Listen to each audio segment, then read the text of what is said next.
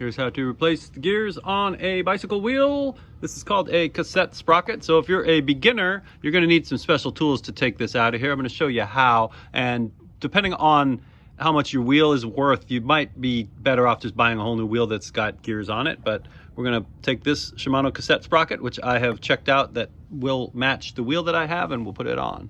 So take the wheel off the bike, and then we're gonna take the skewer out of the wheel here. Don't lose the little spring.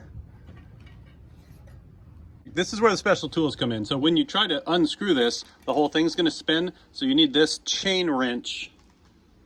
You put it on, and then it acts like a big lever. So you hold on to it to keep it from spinning, and then you use a special socket on here and crank it. I'll put links in the description to where you can get these things.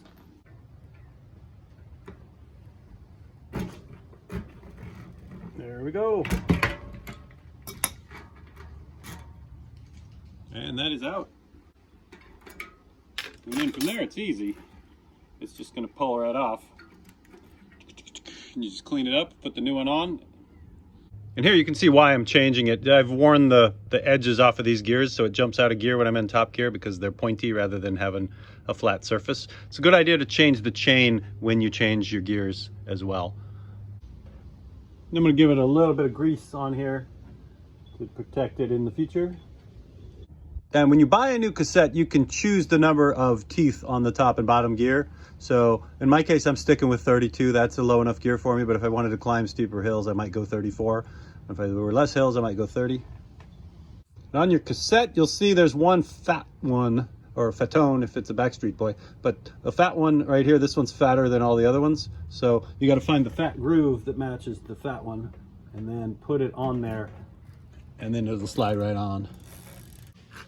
Then you cap it off with your high gear, and that one also has one fat one that goes onto the fat groove, like that. And then this goes on clockwise.